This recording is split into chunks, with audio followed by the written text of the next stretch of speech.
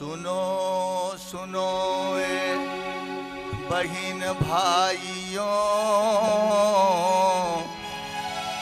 एक बड़े पते की बात, नए सृजन का समय आ गया, उठो बटाओ हाथ, यूं तो करने वाले करते,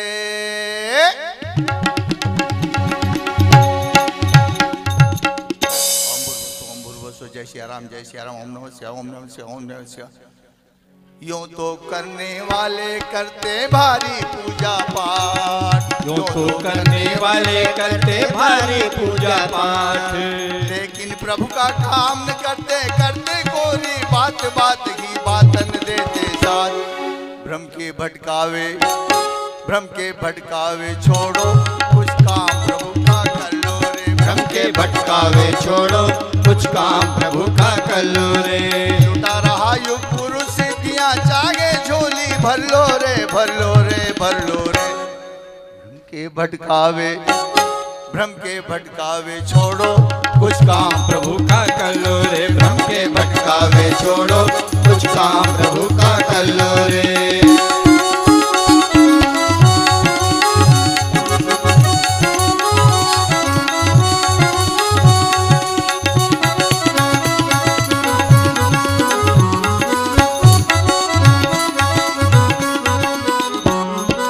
सुनो सुनो सुनो, युग दूत बुलाता मत उसको झुटलाओ, भीतर से सद्भाव जगाता उस पर ध्यान लगाओ। सुनो सुनो, युग दूत बुलाता मत उसको झुटलाओ, भीतर से सद्भाव जगाता उस पर ध्यान लगाओ। अलग अलग मत भटको भाई, मिलकर कदम बढ़ाओ, युग विचार युग ऋषि से मिलकर जन जन तक पहुंचाओ। अवसर अनमोल पकड़ लो रे, अपना प्रयास तो कर लो रे, थोड़ी हिम्मत तो कर लो रे। जब तब का बस नाम करो ना, सुनते हो कुछ काम करो ना। जब तब का बस नाम करो ना, सुनते हो कुछ काम करो ना। मन की मनमानी, मन की मनमानी छोड़ो, प्रज्ञा की राह पकड़ लो रे। मन की मनमानी छोड़ो, प्रज्ञा की राह पकड़ लो रे। लुटा रहा युग पुरुष सिद्धियां चाहे झोली भर लो रे, भर लो रे, भर लो रे। भ्रम के भटकावे, भ्रम के भटकावे छोड़ो, कुछ काम प्रभु का कर लो रे। भ्रम के भटकावे छोड़ो, कुछ काम प्रभु का कर लो रे।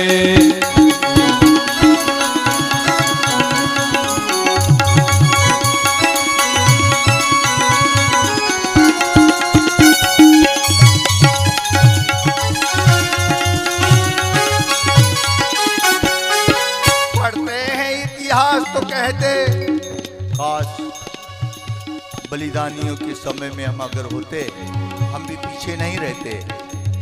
मगर अभी कहा जाता है कि भाई साहब जन्मदिन मनाने जाना है, हमारा पास समय न थी, वो नहीं जा सके, छोड़। पढ़ते हैं इतिहास तो कहते, काश कि हम भी होते, हम भी कुछ करके दिखलाते, कभी नए अवसर होते।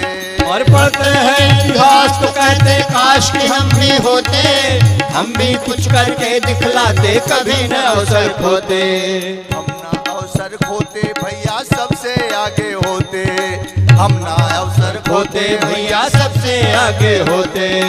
उनने केवल गीत न गाए और क्या गा उठे, मेरा रंग दे बसंती चोला, मेरा रंग दे बसंती चोला। वो मेरा रंग दे बसंती चोला, मेरा रंग दे, मेरा रंग दे बसंती चोला, वे रंग दे बसंती चोला।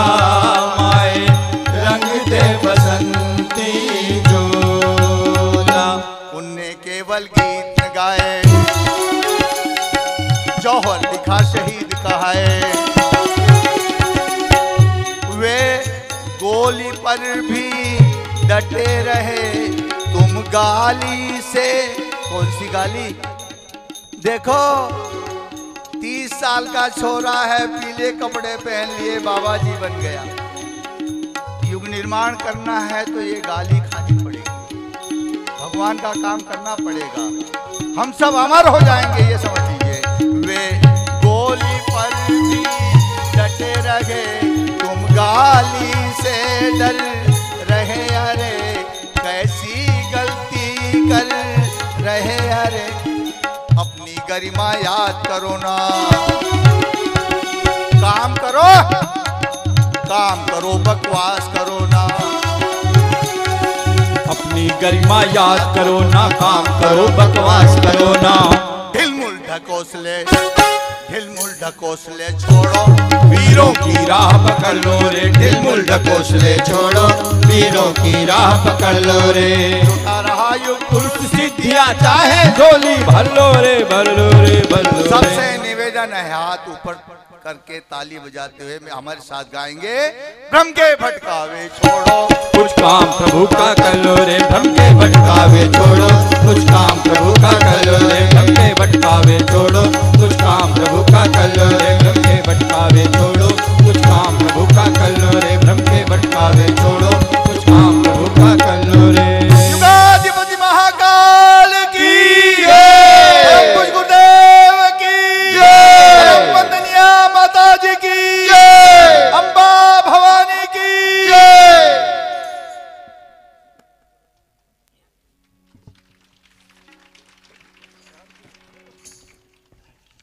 भ्रम के भटकावे छोड़ो, कुछ काम प्रभु का कर लो। हम सब ने ये पूरे जोश और उत्साह से भरा हुआ ये गाना सुना। उम्मीद करते हैं कि हम सब के अंदर बहुत सारा जोश जग जाए और हम इतिहास पढ़ने के बजाय इतिहास रचने की तैयारी कर लें। आइए आगे का क्रम शुरू करते हैं। हमने सुना है कि माता पिता अपने छोटे बच्चों को ज्यादा प्यार करते हैं बड़े बच्चे के कंपेयर में। पर आज अगर गुरुदेव ने कहा है कि गुजरात हमारा बड़ा बेटा है, तो दूसरे बच्चों के जितना ही बल्कि उससे भी ज्यादा प्यार हम सबको मिला है। पूरा शांति कुंज यहाँ आ चुका है। मानो ऐसा लग रहा है कि हिमालय की चारों ओर जो चोटियां हैं और एक बहुत बड़ी ऋषि संसद हो रही है और सारे ऋषि यहाँ उपस्थित हो चुके हैं। हम सबका परम सौभाग्य है। अगर आपका स्नेह मिलता रहेगा तो यह कारवा बढ़ता रहेगा, यही उम्मीद है। मंच पर उपस्थित हम सबके प्रेरक, मार्गदर्शक, मोटिवेटर्स, सारे हमारे आदरणीय श्रद्धेय भाई साहब,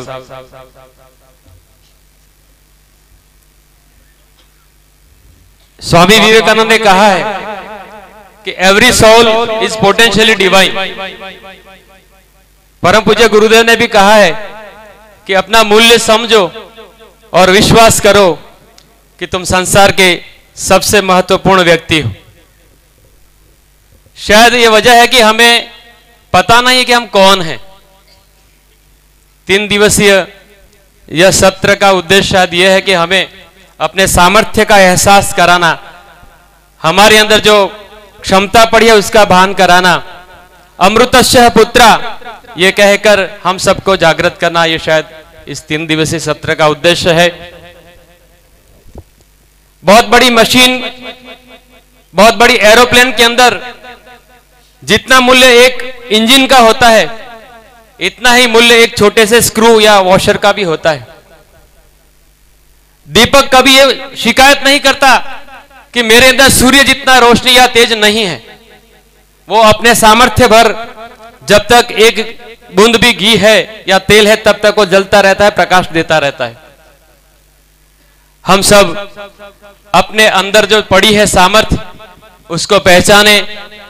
न सोचो अकेली किरण क्या करेगी, तिमिर में अकेली किरण ही बहुत है। हम सब एक दीपक बन जाए, एक किरण बन जाए और चारों ओर अगर प्रकाश बिखेरना शुरू कर दे तो देखते ही देखते कलयुग का अंधकार मिट जाएगा और सतयुग शीघ्र ही आ जाएगा। आज का जो विषय है, हमें सामर्थ्य भर युग निर्माण की जिम्मेवारी निभानी होगी। बहुत उपयोगी और महत्वपूर्ण विषय है। लोग ये सोचते हैं कि मैं तो अकेला हूं, मैं क्या करूंगा, गांव में परिवार नहीं है, गांव में शाखा नहीं है, किसी को यज्ञ कराना नहीं आता है। हमें अपनी सामर्थ्य को पहचानना है। क्यों है हताश, क्यों है हताश, क्यों है निराश? तू है भारत मां का सपूत, आने वाले कल का तुझको ही बनना है अग्रदूत। इसलिए भीरुता छोड़ दिखा, कर दे अपना पौरुष कराल, यह बोल रहा है महाकाल। ये बहुत महत्वपूर्ण विषय को लेकर के हमारे समक्ष शांति कुंज के व्यवस्थापक वरिष्ठ आदरणीय श्रद्धेय भाई साहब गौरीशंकर जी हमें मार्गदर्शन देंगे। आदरणीय भाई साहब बहुत साल पहले भारत सरकार की एक बहुत महत्वपूर्ण एजेंसी, सीक्रेट एजेंसी RAW, जिसको हम रॉ कहते हैं, उसमें रह चुके हैं। इतनी उम्र के बाद भी उनकी स्फूर्ति हम सब देखते हैं। शांति कुंज का पूरा संचालन अभी वो कर रहे हैं। अपने प्रति कठोरता और दूसरों के प्रति उदारता, ये उनका जीवन मंत्र है। खाली उनकी निगाह घूम जाए तो पूरा परिस्थिति का वो पा लेते हैं कि क्या स्थिति है। ऐसे विचक्षण गौरीशंकर भाई साहब, जो अभी जांबुवंत की भूमिका में है। हम सब हनुमान हैं, शक्ति तो है समुद्र लांघने की, लेकिन हम भूल चुके हैं कि हम कूद सकते भी हैं। उम्मीद करते हैं कि भाई साहब हम सब के अंदर जो सोई पड़ी शक्ति है उसे जगाए और हम सबको अपना जो जितना भी सामर्थ्य है उस अनुसार कार्य करने के लिए प्रेरणा, प्रोत्साहन और मार्गदर्शन प्रदान करे। इसी अपेक्षा से भाई साहब को सादर आमंत्रित करते हैं आदरणीय गौरीशंकर भाई साहब।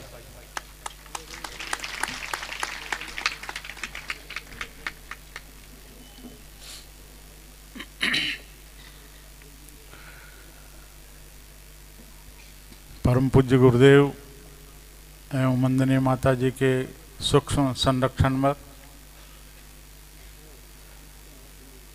आदरणीय मंच, गुजरात के सभी क्षेत्र से आए हुए वरिष्ठ कार्यकर्ता एवं बहनें, अभी सुबह से हम सुनते आ रहे हैं, सुबह से हमको कुछ न कुछ दिया जा रहा है, सुबह से ही। अब तक आप इतना लंबा बैठे हैं कि आपको लगता होगा कि परेशान ना हो। मेरा आपसे ये निवेदन है कि ये जो युग निर्माण योजना है ये अवश्य पूरी होगी। गुरुदेव ने आश्वासन दिया है। गुरुदेव कहते हैं कि ये योजना ईश्वर की है, व्यक्ति की नहीं है। और आप और हमको सौभाग्य मिला है कि हम उनसे जुड़ जाएं। सौभाग्य भी दिया है, समय भी दिया है और उन्होंने शक्ति भी दी है हमको। कालीचरण जी कहते हैं कि आपके पास 500 किलोवाट का इंजन है और अगर आप उसको चला देते हैं लेकिन उसका उपयोग केवल 100 किलोवाट करते हैं तो बाकी का बेकार चला जाएगा। 100 ही काम ले पाएंगे आप, बाकी नहीं ले पाएंगे। कहने का मतलब है कि गुरुदेव ने कितनी शक्ति दी है, आप उसका अंदाजा आप खुद लगा सकते हैं। जब कभी आप किसी आयोजन का संकल्प लेते हैं, कभी किसी आयोजन की अपनी जो है झोला पुस्तकालय चलते हैं के लिए चलते हैं, दीवार लेखन के लिए चलते हैं, संस्कार के लिए चलते हैं, तो जो अभूतपूर्व सफलता मिलती है, आप खुद सोचते हैं कि ये गुरुदेव की कृपा है, इसलिए हमको ऐसा मिला है, अदरवाइज नहीं मिल सकता था। क्या मतलब, आपने कदम बढ़ाया, गुरुदेव उससे आगे एक कदम आगे आपके पास है, उससे आगे आपके पास है। आज तक गुरुदेव ने जो कहा हमने किया। गुरुदेव ने कहा माला जपो, हमने माला जपी। गुरुदेव ने कहा यज्ञ कराओ, हमने यज्ञ किया, खुद किया और दूसरे से करवाया। जो जो कुछ कहा वो हमने किया और उन्होंने करवाया। लेकिन अब क्या कहते हैं, गाड़ी यहां अड़ गई आज आकर के हमारे पास। अब क्या कहते हैं, सुबह से आप सुनते आ रहे हैं, वही बात मैं फिर आपको दोहराता हूं। आज गुरुदेव ये कहते हैं कि दुनिया में सबसे बड़ा संकट है आस्था संकट। आस्था का मतलब ईश्वर विश्वास।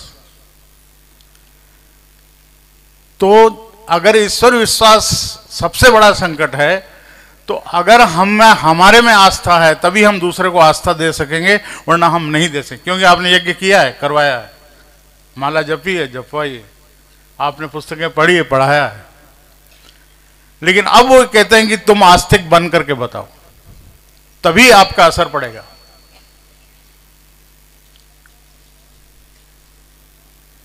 व्यक्ति के विचार और कर्म जहां मिलता है वहीं शक्ति उत्पन्न होती है, ये शाश्वत है।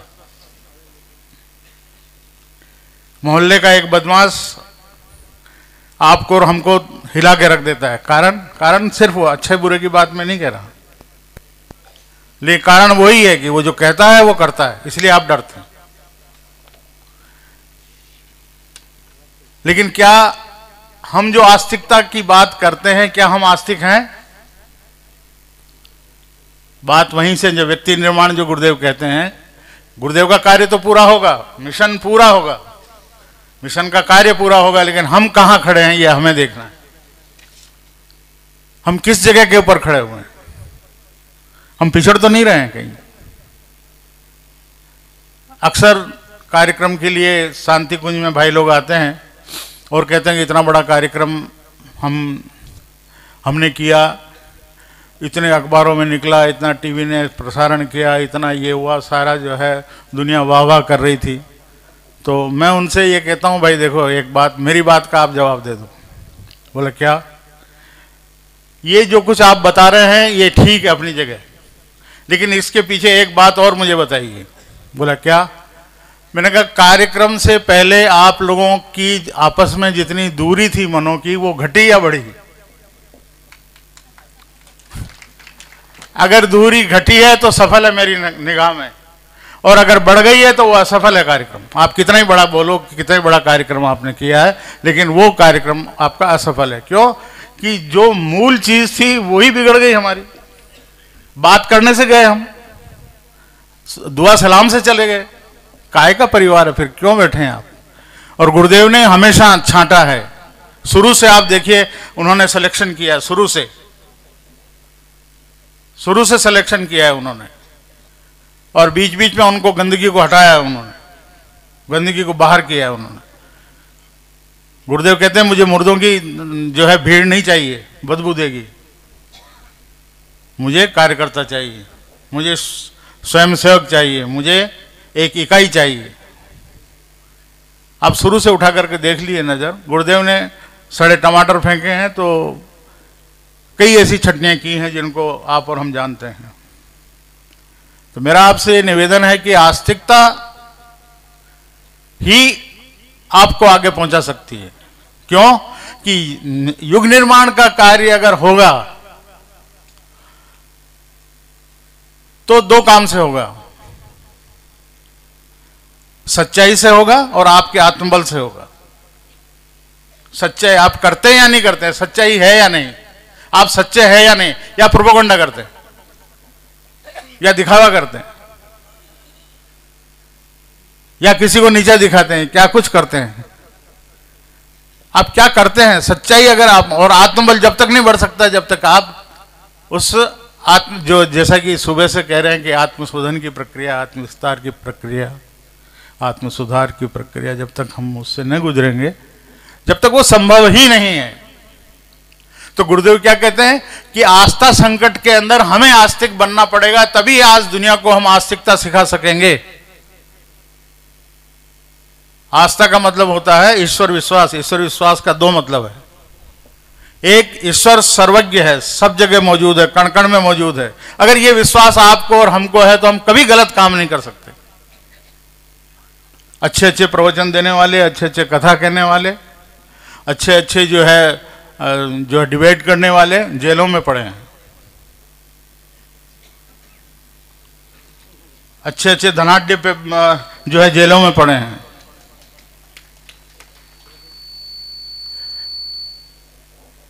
अच्छे अच्छे आईएएस और आईपीएस जेलों में पड़े हैं। क्यों? क्योंकि वो कहते हैं कि हम आस्तिक हैं, लेकिन आस्तिक हैं नहीं। उनको ईश्वर विश्वास नहीं है। वो प्रवचन दे सकते हैं, आडंबर खड़ा कर सकते हैं, वो दिखावा कर सकते हैं, आपको कुछ समय के लिए चमक दिखा सकते हैं, लेकिन स्थायित्व तो बिल्कुल नहीं है उसमें, कभी नहीं है स्थायित्व। मेरा कहने का मतलब यह है कि हम आस्तिक बन करके बताएं। अब हमारी छाती पर हम हाथ रख करके पूछें कि हम आस्तिक हैं। पहला, ईश्वर सब जगह मौजूद है और सब कुछ देख रहा है, हम कभी गलत काम कर ही नहीं सकते। अगर ये विश्वास है तो, विश्वास कहने का नहीं, आपके अंदर की बात है। आप क्या सोचते हैं उसके लिए? पीले कपड़े पहन रखे हैं, जप करते हैं, पूजा करते हैं, पाठ करते हैं, यज्ञ करते हैं, सब कुछ करते हैं। आप यज्ञ कराने भी जाते हैं, आप सब कुछ करते हैं, लेकिन एक बात बताइए, आप आस्तिक हैं या नहीं? कर्मकांड साधन है, साध्य नहीं है। साधन है, वो साध्य नहीं है कर्मकांड। उस साधन का इस्तेमाल हमें करना है, उसके माध्यम से। डॉक्टर जानता है चीरा कैसे देते हैं, लेकिन उसके पीछे की ऑटोनॉमी वो जानता है। आप और हम दे दें चीरा? नहीं भाई, आप पीछे का नहीं जानते क्या है क्या नहीं, आप कैसे दे देंगे चीरा? आप पीछे की ऑटोनॉमी नहीं जानते। कर्मकांड आप जानते हैं, लेकिन कर्मकांड के पीछे के विचार और भाव आपको पता नहीं। न भाव का पता है, न विचार का पता। आप क्या कर रहे हैं? आप तोते की तरह रटंत लगा रहे हैं। कुछ मिलने वाला है? कुछ नहीं मिलने वाला। हाँ ठीक है, आप कोई गलत काम ना करके नहीं ठीक काम कर रहे हैं कि आप पाठ कर रहे हैं, इतना तो है। लेकिन उससे आगे कुछ पाने की इच्छा है तो नहीं। वो अंतरंग युग निर्माण योजना मानसिक पुरुषार्थ है, आप ध्यान रखिए हमेशा। अखबारों में पढ़ने वालों को शांति कुंज के बारे में मालूम नहीं है। कारण सिर्फ एक है कि शांति कुंज मानसिक पुरुषार्थ से बना है। आपके और हमारे दिलों में ये लोग कितने आते हैं हमारे आयोजन देख करके, सफल आयोजनों को देख करके। सेंट्रल गवर्नमेंट तक जो है टीमें भेजती है कि इनका ये कार्यक्रम सफल कैसे हो रहा है, जरा इनके जो है वो लेकर के आओ। तो उनको क्या बताएं हम? हमारे पास क्या है? हमारे पास चरित्र है, हमारे पास भाव है, हमारे पास संवेदना है, उसी से हम सब कुछ करते हैं। पैसा हमारे लिए गौण है। और आज गायत्री परिवार अगर है तो इसी बलबूते हैं, जितना आप आगे बढ़े हैं इसमें समूह रूप में, क्योंकि ये ईश्वर की इच्छा है, वो तो पूरी होगी। छटनी होती चली जाएगी, हम पीछे चले जाएंगे। तो मित्रों, हमें हमारा संगठन और हम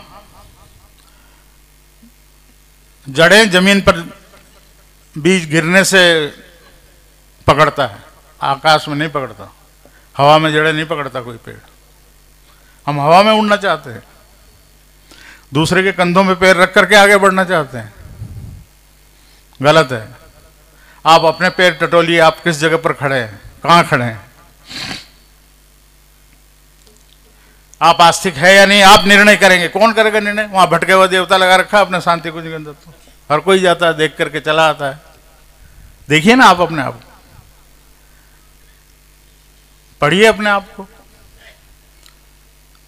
मैंने आपसे निवेदन किया ना, हमारा पुरुषार्थ हमारे प्रति विद्रोह अंदर खड़ा करना। आपको बोला गुरुवार को नमक नहीं खाना, गुरुवार को व्रत रखना, क्या मतलब? मतलब यह है कि अंदर का विद्रोह करता, मैं नमक खाता था, आज नमक नहीं दे रहे, क्या आफत आ रही है मेरे पे। नहीं, तुम्हें नहीं खाना है। कौन दे रहा है? आपकी अंतरात्मा बोल रही कि यह अनुशासन है, तुम्हें पालन करना पड़ेगा, इस वृत्ति को छोड़ना पड़ेगा। तुम पर अंकुश लगाया जा रहा है, आज तक तुम निरंकुश घूमते रहे हो, तुम पर अंकुश लगाया जा रहा है, इसको सहन करो। इतनी हिम्मत अगर अंदर से है तो अंकुश लगेगा। लेकिन अगर नमक नहीं खाने का अहंकार हो गया तो वो आपके लिए बेकार है, फिर तो गधे भी नमक नहीं खाते।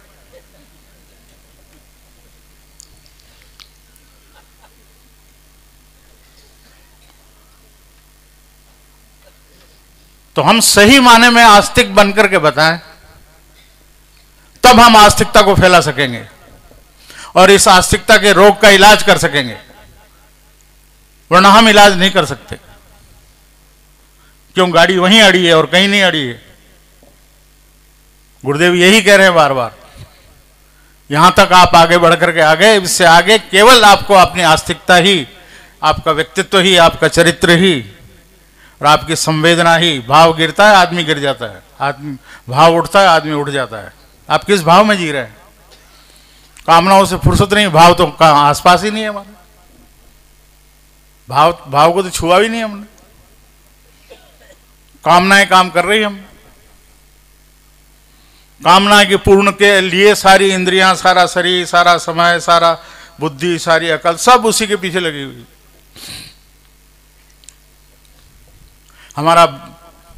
हमारे विचार कहीं हैं, हमारी आदतें कहीं हैं, हमारी मान्यताएं कहीं हैं, हमारी आकांक्षाएं कहीं हैं, हमारा संवेदनाएं कहीं हैं। कहां से कहां भटक रहे हैं आप, चारों तरफ बिखरे हुए पड़े हैं। अपने आप को समेटिए। इसीलिए गुरुदेव ने आपको और हमको गायत्री और यज्ञ पकड़ाया है। गायत्री का मतलब क्या है? वह देवी जो हमें दूरदृष्टि दे सके और भले बुरे का निर्णय कर सके। ये अच्छा है, ये ठीक है, ये गलत है। आप गायत्री मंत्र जपते हैं तो आपको, आपके दिमाग के अंदर ये बात, ये चौथा आयाम है जो आपको मिलेगा गायत्री जपने से। उचित और अनुचित क्या है, ये ठीक है, ये गलत है। फिर आप में आत्मबल है या नहीं उसके ऊपर चलने का पता तो लग गया ये गलत है, लेकिन फिर भी फिसल रहे हैं आप गलत की तरफ। साहब क्या करें, ये तो बीड़ी है, अब तो छूटती नहीं है। 1.5 इंच की बीड़ी ने 6 फुट के आदमी को पकड़ रखा, बताइए।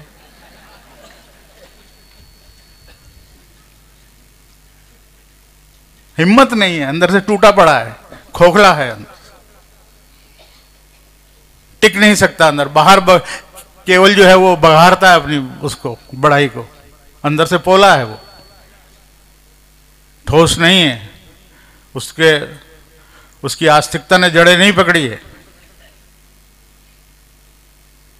मेरा आपसे निवेदन है कि आस्तिक बने। अगर आप आस्तिक और ईश्वर विश्वास के अंदर, दूसरा यह है कि वो न्यायकारी है, अन्यायकारी नहीं है, वो न्याय करता है। हम पे कोई मुसीबत आती तो हम कहते हैं अरे इसकी वजह से हुआ, इसकी वजह से हुआ, इसकी वजह से हुआ, मैं साले को देख लूंगा, मैं उसको ये कर दूंगा, मैं वो कर दूंगा। हम यूं करते रहते हैं। अरे भाई, वो मेरा ही प्रारब्ध था, वो तो माध्यम था, केवल मेरा ही प्रारब्ध था जो मुझे ये तकलीफ मुझे मिली। तो अगर मैं आस्तिक हूं तो मैं परमात्मा से प्रार्थना करूंगा, हे परमात्मा, ये मेरा ही प्रारब्ध था जो मुझे मिला है, मुझे इसको सहन करने की शक्ति दे।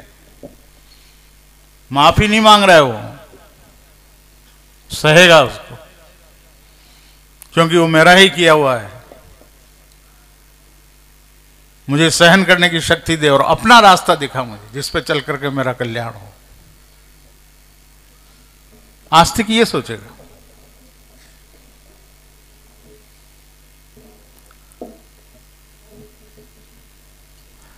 तो मेरा आपसे निवेदन है कि हम वास्तविकता के अंदर आस्तिक बनने का प्रयास करें। ये आपका मानसिक पुरुषार्थ है और इसमें आपका समय लगता है या नहीं लगता है। आप आधा घंटा माला घुमाने बैठते हैं तो क्या सोचते हैं? आदमी की पहचान अगर करनी हो आपको तो 2 चीज का पता लगा लीजिए, वो सारा दिन सोचता क्या है और सारा दिन करता क्या है। 2 चीज पता लगे। वो सोचता क्या है सारा दिन, उसके दिमाग में क्या घूमता रहता है और वो क्या करता है सारा दिन। आदमी पता लग जाएगा ये घटिया आदमी है, ये ठीक आदमी है, उन्हें पता नहीं लगेगा आप।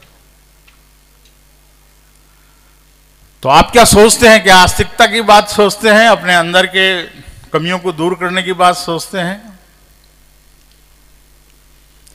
तो मैंने आपसे बताया कि गायत्री माँ हमको विवेक देती है, बुद्धि देती है कि उचित अनुचित क्या है, और उसके ऊपर चलने का साहस देती है। फिर अगर हम अंदर से आत्मबल संपन्न हैं तो, फिसलते नहीं हैं तो।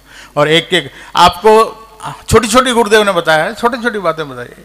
एक 10 पैसा दे बेटा, 1 घंटा समय दे, तू जो है नमक मत खा, 1 टाइम खा, एक स्वाध्याय कर, सुबह इतने जप के बगैर कुछ खा मत, इतना पढ़े बगैर सो मत। छोटी छोटी बातें हमारे पीछे वहां से शुरू की, उन्होंने प्रैक्टिकली शुरू किया।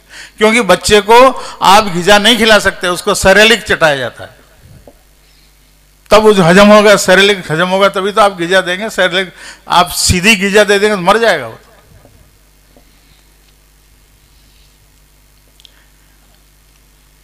तो मेरा आपसे यह निवेदन है कि गायत्री माँ को आप किस दृष्टि से देखते हैं? यज्ञ हमारा पिता, गुरुदेव ने कहा माँ और बाप तुझे सौंपे हैं वापस, ये हमारी संस्कृति की जननी।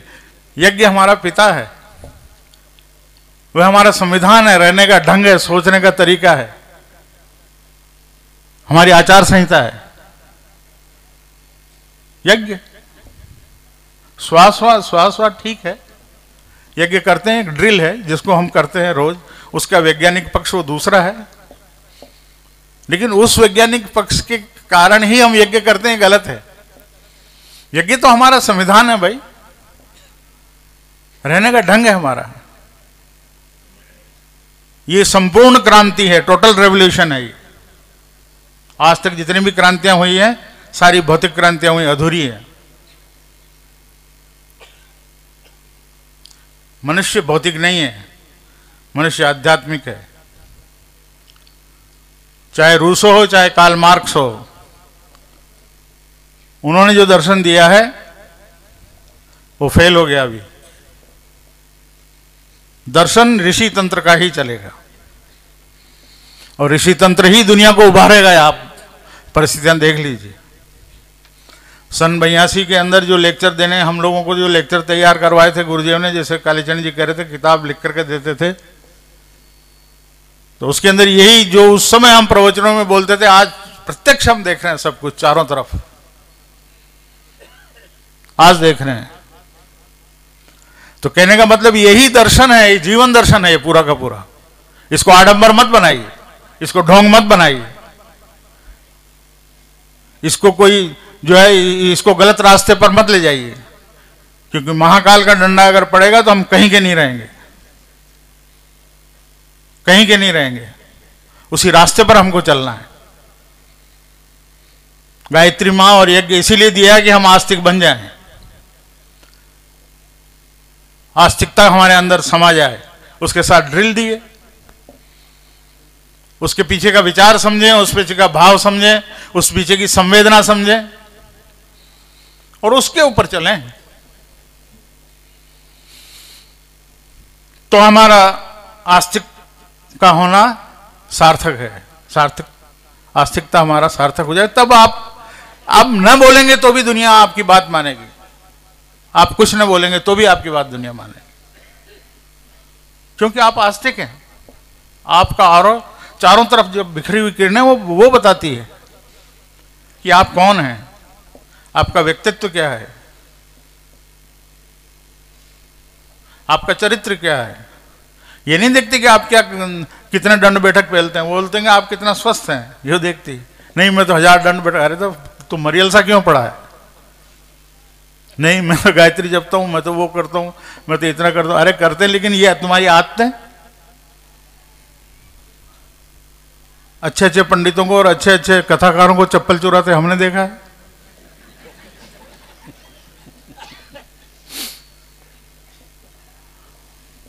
तो मित्रों, गुरुदेव आज आपको और हमको साथ साथ चलने के लिए कह रहे हैं। हम साथ चलें, वैसे ही आदमी चाहिए हमको, कचरा नहीं चाहिए। प्यार सबको बांटेंगे भाई, लूला है, लंगड़ा है, बच्चा है, प्यार तो देंगे, प्यार तो हमारी आदत है, प्यार तो हमारी आदत है, भूखे को रोटी खिलाना हमारी आदत है, हम नहीं रह सकते, ये तो हमारी आदत है। गले सबको लगाएंगे, प्रेम सबको करेंगे, लेकिन जब ये कहता है कि मैं पीले कपड़े पहनकर कार्य करता हूं तो फिर हम नहीं मानेंगे, गुरुदेव आपको उठा कर फेंक देंगे, फट। आप भले कितना ही अपने गाल पर तमाचा मार करके अपने मुंह को लाल रखें, रह नहीं पाएगा वो,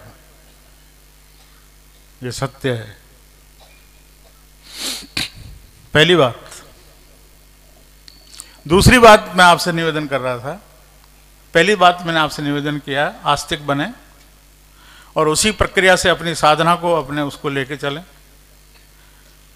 दूसरी बात मैं आपसे निवेदन करना चाह रहा था, गुरुदेव ये कहते हैं कि बेटा जितने भी ये आर्ष ग्रंथ हैं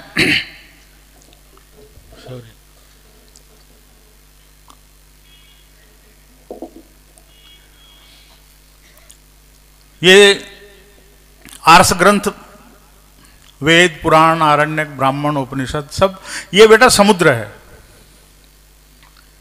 और समुद्र का खारा पानी तुम नहीं पी सकते, न पचा सकते, लेकिन इससे बने हुए बादल जो समय और परिस्थिति के अनुरूप जो उन्होंने मुझे दिए हैं वो मैं तुम तक बरसाता हूं और ये मैं लेके आया हूं आज की परिस्थिति और उसके लिए। यही सार है इस जमाने का, इस समय का, यही समाधान है। इन्हीं विचारों के अंदर तुम ओतप्रोत रहना, यही विचार, यही इसके साहित्य में आप रहना। एक कम्युनिस्ट खड़ा होता है जो बात करता तो पहले पता चल जाता है कि भाई आप कहीं कम्युनिस्ट तो नहीं है। हाँ मैं कम्युनिस्ट हूं। क्यों? आपकी बातचीत से पता चल रहा है। तो युग निर्माणी से अगर कोई बात करे तो वो बोले कि आप कहीं युग निर्माणी तो नहीं है। हाँ मैं युग निर्माणी हूं, क्योंकि आपकी बातचीत से पता चल रहा है, आपके रहन सहन से, ढंग से, बातचीत से, आपकी वाणी से पता चल रहा है कि आप युग निर्माणी हैं। ये कब होगा? जब हमारे अंदर वही विचार भरे हुए होंगे। गुरुदेव के विचार 24 घंटे हमारे अंदर वही विचार भरे रहेंगे। आज जितने भी झगड़े हैं कार्यकर्ताओं के, शक्तिपीठों के, जो भी झगड़े हैं, केवल एक वजह से है कि हम गुरुदेव के विचारों से हट करके सोचते हैं, गुरुदेव के विचारों से हट करके हम जो है काम करते हैं, इसीलिए ये सारे झगड़े हैं। झगड़ा किस बात का है? हमारे आप संबंधी हैं, आपका हमारा कोई लेन देन है? कुछ नहीं, लेकिन झगड़ा है इसलिए कि हमारे विचार गंदे हैं, गिरे हुए हैं, भाव गिरे हुए हैं, विचार हमारे अंदर ईर्ष्या, द्वेष जो है हमारे अंदर भरा पड़ा है दूसरों के लिए। आप याद रखें, आग जिस जगह रखी जाती है उसको पहले जलाती है। आप में ईर्ष्या है तो ईर्ष्या अगर आप में है तो पहले आपको खत्म करेगी, अगले वाले को कब करेगी कि नहीं करेगी पता नहीं, आपको पहले वो खत्म करेगी। छोड़िए उसे। विचार में हमेशा 24 घंटे आपके दिमाग में है, जो भी फिर आप जो भी समाधान देंगे वो बहुत ठीक होगा। आप अपना समाधान कर सकेंगे, आने वालों का समाधान कर सकेंगे, आसपास का, मोहल्ले का समाधान कर सकेंगे। आप जब जो है उसका समाधान कर सकेंगे, लेकिन उन विचारों से दूर मत भागिए। उन विचारों को 24 घंटे अपने दिमाग में रखिए। इसीलिए आप है कि नियमित आपका स्वाध्याय होना, पढ़ना ही चाहिए। और क्या पढ़ें? गुरुदेव के विचार पढ़िए। मैं एक प्रकृति का नियम बता रहा हूं, एक छोटा सा। आपने मधुमक्खी का छत्ता देखा होगा। मधुमक्खी के छत्ते के अंदर क्या होता है कि मक्खियां बाहर से पराग और ये लेके आती है, नेक्टर, और अंदर जो है वो भरती है। अगर वो किसी कारण मक्खी रात को घर नहीं पहुंची, 24 घंटे दूर रही उस छत्ते से, तो दूसरे रोज अगर वो उस छत्ते पे जाती है तो वो मक्खियां उसको अंदर नहीं घुसने देती। उसका कारण जानते हैं आप? उसका कारण यह है कि वह छत्ता पूरा का पूरा रानी मक्खी के, जो रानी मक्खी है उस छत्ते की, उसकी गंध से एफिलेटेड रहती है। सारी मक्खियों में उसी की गंध होती है। रानी मक्खी की, जैसे आपके पसीने से गंध निकलती है ना, उसी तरह से रानी मक्खी की जो गंध है, उस गंध से पूरी की पूरी सारी की सारी मक्खियां जो है एफिलेटेड रहती है। तो वो अगर उसमें वो मक्खी 24 घंटे उससे दूर रह गई तो वो गंध उससे उड़ जाएगी। फिर जब वो आएगी तो वो उसको दुश्मन समझेगी और वो उसको अंदर नहीं घुसने देगी। आप अगर गुरुदेव के विचारों से दूर रहेंगे 24 घंटे तो कहां जाएंगे, किस छत्ते में जाएंगे आप?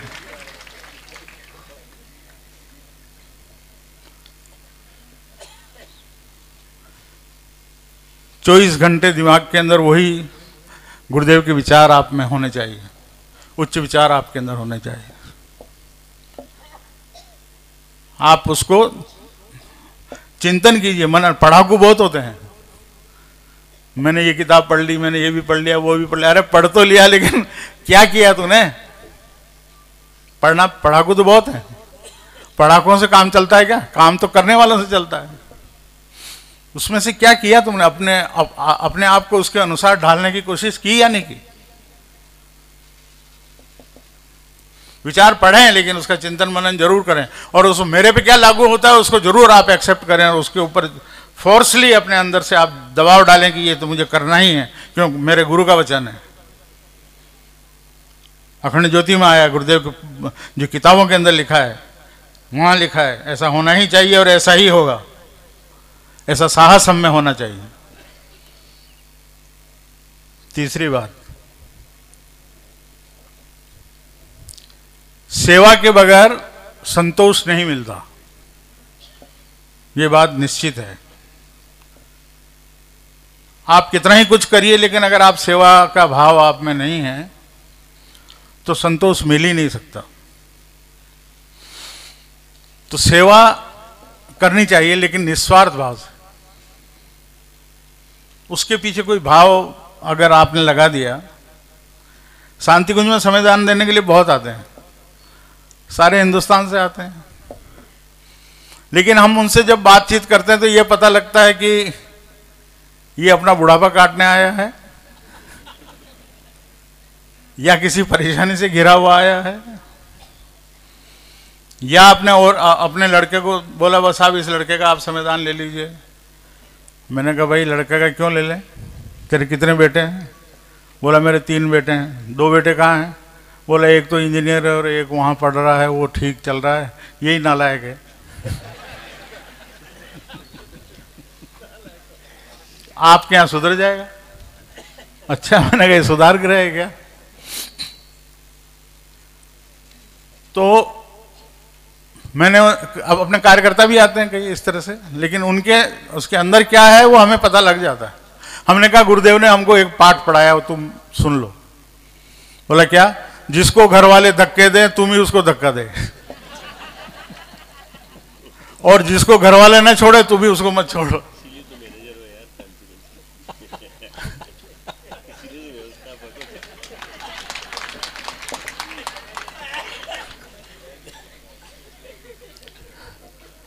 आपका भाव क्या है सेवा के पीछे? मेरा नाम हो जाएगा, कमेटी में नाम आ जाएगा, ट्रस्टी बन जाऊंगा, मुझे नाम हो, मैं जो है ये कहलाऊंगा, मैं बड़ा कहलाऊंगा, मैंने ये किया, मैंने ये किया, मैंने ये किया। वो बखान करेंगे, अहंकार बढ़ाएंगे। या सेवा करके आत्मसंतोष मिलेगा आपको। जिन भाई बहनों ने कच्छ भुज के अंदर साथ काम किया है वो जानते हैं, उस समय बड़े बड़े अखबारों के अंदर बड़े बड़े फोटो छपते थे दुनिया के, और जब पत्रकारों ने उनसे हमसे भी पैसा मांगा था तो अपन ने नहीं दिया, लेकिन वही कार्यकर्ता अपन को कहते थे कि भाई साहब इनके सबके इतने लंबे नाम आते हैं, अपना तो कहीं नाम ही नहीं आ रहा है। मैंने कहा नाम से क्या लेना देना, आप काम करो। वो लेकिन संतुष्ट नहीं थे। उसके 5 साल बाद हम गए उसी क्षेत्र के अंदर वापस कच्छ में। जिस जगह इन्होंने झोंपड़े बनाए थे, जिस जगह स्कूल खोले थे, जिस जगह इन्होंने जो है ये डिस्पेंसरी खोली थी, उन जगहों के ऊपर या दूसरे गांवों के अंदर हम गए तो वहां जाकर के पूछा तुम्हारी पहली मदद किसने की? बोला गायत्री परिवार ने। आज भी उसको जो है याद रखते हैं, और वो अखबार में पढ़ने वाले भूल गए, हो गायब हो गए, कोई पता ही नहीं उनको। लेकिन अगर देखिए व्यक्तित्व को बढ़ाना है तो आपको जनसंपर्क करना पड़ेगा। आपका व्यक्तित्व बढ़ेगा ही तभी जब आप जनसंपर्क करेंगे। सफल व्यक्तियों के जो आंकड़े सामने हैं वो ये कहते हैं कि उस आदमी की एजुकेशन 7% काम आई, 93% जो आया उसका व्यक्तित्व आया, उसका व्यवहार काम आया, तभी वो जो है इतना बड़ा हुआ। तो जनसंपर्क से ही आपका व्यक्तित्व बढ़ेगा, लेकिन निस्वार्थ भाव से। आप आते हैं, कोई दवाई बेचने के लिए आते हैं, कोई किताब बेचने के लिए आता है, कोई अपना उल्लू कैसे सीधा करें वो आता है, कोई सर्टिफिकेट नहीं। बाबा आप सेवा कीजिए निस्वार्थ भाव से, उच्च भाव से कीजिए। अगर आप उच्च भाव से सेवा करेंगे तो निश्चित रूप से उसका फल इतना आत्मसंतोष मिलेगा जिसकी आप कल्पना नहीं कर सकते। और जो भाई कर रहे हैं वो उनको स्व अनुभूति है इस बात की। हमारे कार्यकर्ता सब कर रहे हैं वो, और मिशन बढ़ रहा है तो उसी बलबूते बढ़ रहा है, उसी बलबूते बढ़ रहा है मिशन। और मिशन को कोई हाथ नहीं लगा सकता, इसी कारण से हाथ नहीं लगा सकता, क्योंकि शांति कुंज गायत्री परिवार कभी प्रोपेगेंडा नहीं करता। जो कर रहा है वो कर रहा है। शांति कुंज को जानने वाले, अखबार में पढ़ने वालों को शायद शांति कुंज के बारे में मालूम नहीं है, लेकिन जो शांति कुंज के लिए काम कर रहा है वो शांति कुंज को जानता है। ये हमें ब्लैकमेल नहीं कर सकता कोई। तो मेरा आपसे निवेदन है कि सेवा का भाव आप 1 घंटा समय आप दीजिए। 1 घंटे के लिए बोला था ना, 1 घंटा क्या ईमानदारी से हम दे रहे हैं, छाती पे हाथ रख करके बोलिए 1 घंटा हम दे रहे हैं। झोला पुस्तकालय चला रहे हैं, 1 घंटे के अंदर झोला पुस्तकालय चलाया जा सकता है। क्या हम झोला पुस्तकालय चला रहे हैं? उस समय 10 पैसा बोले थे गुरुदेव की, 10 पैसा प्रतिदिन तुम मुझे दो, आज 1 रुपया है। क्या हम नियमित रूप से निकाल रहे हैं 1 रुपया? क्या हम 1 घंटा समय दे रहे हैं? क्या हम किसी का जन्मदिन मनाने जा रहे हैं? क्या हम किसी का आप किस आंदोलन के अंदर शामिल हैं और किस आंदोलन के साथ चल रहे हैं? किस प्रज्ञा मंडल के अंदर आप शामिल हैं जो मिल करके आप काम समूह में काम कर रहे हैं? हम तो इक्कड़ रहना चाहते हैं। इक्कड़ खतरनाक होता है। हिरण के झुंड में हिरण हो जाता है, इक्कड़ खतरनाक होता है। हाथियों में भी इक्कड़ हो जाता है, वो भी खतरनाक होता है। न खाता है न खाने देता है इक्कड़। समूह में रहना सीखें। आपका प्रज्ञा मंडल, आपका महिला मंडल, आपकी शक्तिपीठ, आप सब मिल करके काम करें और सेवा के भाव से करें। किसी का कोई स्वार्थ नहीं। स्वर्ग आ जाएगा, आपके यहां आएगा, वो स्वर्ग महसूस करेगा, निश्चित रूप से स्वर्ग महसूस करेगा। सेवा में ज्यादा व्याख्या नहीं, सबने की है सेवा की व्याख्याएं, और कई काम हैं जो मिशन के छोटे छोटे काम हैं। आप अपने कामों की लिस्ट बनाइए। समय दान देने वालों की 1 घंटा समय दान दिया, 7 दिन में 1 दिन, उनकी लिस्ट बनाइए, ट्रेनिंग दीजिए, नियोजन कीजिए। सीधी सी बात है। कामों की झाड़ू से लगा के, बर्तन साफ करने से, पूजा समाधानी और आपके बिल जमा करने से लगा करके, और कई काम हैं। आप लिस्ट बनाइए ना काम। शक्तिपीठ में बैठे हैं आप, लिस्ट बनाइए। और जो दावा करते हैं कि हम 1 घंटा मैं कार्य करता हूँ तो 1 घंटा समय देता हूँ, तो आप 1 घंटे में जाइए, ये बिल जमा करके इतने घर का जो है हमारा ये 1 रुपया रोज का जो चंदा है ये इकट्ठा करके लाइए, उनका अनुदान लाइए, वहाँ अखंड ज्योति पहुँचाइए, उसका जन्मदिन मनाइए, सारा आप लिस्ट बनाइए, ट्रेनिंग दीजिए उनको। क्या आप इतने घर में जाएंगे, आपके पास कोई न कोई चीज़ पीली होनी चाहिए, दुपट्टा हो या झोला हो, कोई पीला आपके पास होना चाहिए। घर के बाहर खड़े रह करके बात करें, हाँ वो ना करें, पानी के अलावा कुछ एक्सेप्ट ना करें, जो वो दे उसकी रसीद काटिए। ट्रेनिंग जरूरत है उसको, ट्रेनिंग दीजिए। वहीं कर्मकांड जानते हैं तो लाइए, 3 रविवार को आप उनको ट्रेनिंग दीजिए, चौथे के रोज जो है किसी के साथ भेज दीजिए, उसको ट्रेंड हो जाएगा 3रे चौथे के अंदर। बहन हो या भाई हो, जब समय हो उनको लगा दीजिए। चारों तरफ से हाहाकार हो रहा है, कार्यकर्ता नहीं है, कार्यकर्ता नहीं है, कार्यकर्ता नहीं है। अगर ये भाव हम में जागृत हो गया तो निश्चित रूप से हम उस सेवा के महत्व को समझ करके, सेवा का गुरुदेव हमसे करवाए इसलिए रहे कि आपका व्यक्तित्व बढ़े। उनको कोई फैक्ट्री नहीं खोलनी है गुरुदेव, कोई प्रोडक्शन नहीं है उनका। वो ये चाहते हैं कि आप जो है आपका व्यक्तित्व बढ़े, आपको दुनिया जाने और आप जिस रास्ते पर चल रहे हैं उसका अनुसरण करें। बस ये चाहते हैं गुरुदेव आपसे। और ये सब कुछ जो करा रहे हैं वो आपके लिए करा रहे हैं, आपको और हमको ऊपर उठाने के लिए कर रहे हैं। उनका कुछ नहीं है, उनको क्या कमी है? उनका कोई कमी नहीं है। आपको तो जो उल्टा है उसको उलट देना है बस।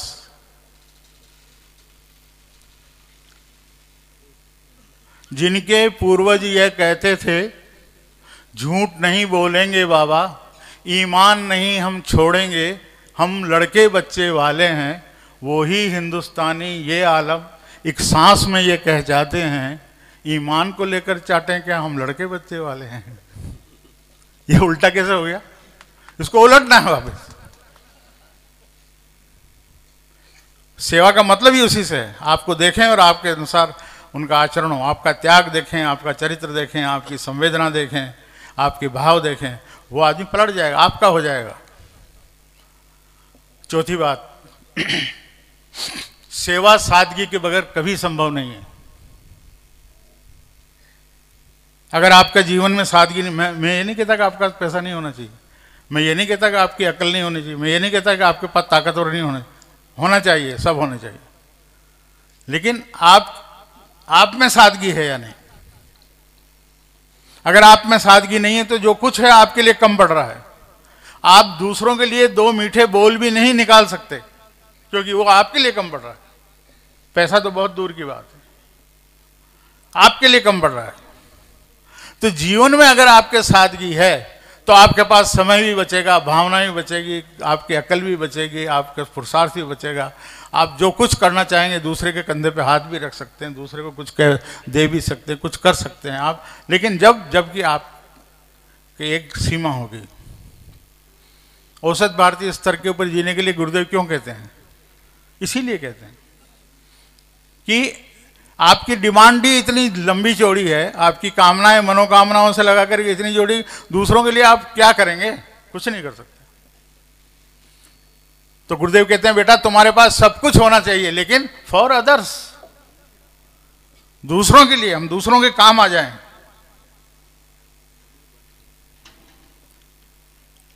ये भाव अगर हमारे अंदर है काम बन जाएगा। तो सही माने में हम आस्तिक बने, सही माने में गुरुदेव के विचारों से ओतप्रोत रहें, सही माने में हम सेवा करें और सादगी हमारे जीवन का एक अभिन्न अंग हो। डिमांड नहीं, ऐसा ढोंग नहीं है। आप हीनता मत लाइए सादगी के अंदर, हमारे पास तो है ही नहीं। अरे कैसे नहीं है? ये धरती, ये भाई, ये बहन, ये मेरे बाप, ये मेरे भैया, ये चाचा ताऊ सब मेरे हैं, मैं इनका हूँ, ये मेरे हैं। शांति कुंज हमारा है, हम शांति, ये सब हमारा है। हम कैसे, आप हीन अपने आप को क्यों समझते, दीन क्यों समझते? नहीं, ये सब हमारा है। नहीं साहब हमारा कहाँ हुआ? तो शरीर, ये शरीर भी तुम्हारा नहीं है, फिर तो तुम्हारा घुटना दर्द करता है, मना लो उसको।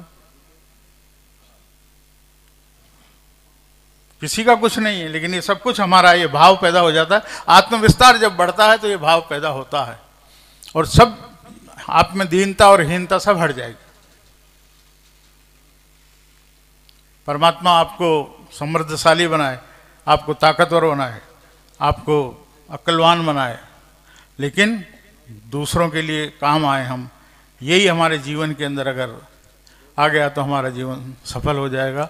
और कार्यकर्ता जो हम चाहते हैं, हम जैसे हैं हम दूसरों को वैसा ही बना सकें, इस तरह हम बने और दूसरों को बनाएंगे तो गुरुदेव का सपना जल्दी साकार होगा और हमारे घर में, हमारे मोहल्ले में, हमारे आसपास स्वर्ग का निर्माण हो जाएगा।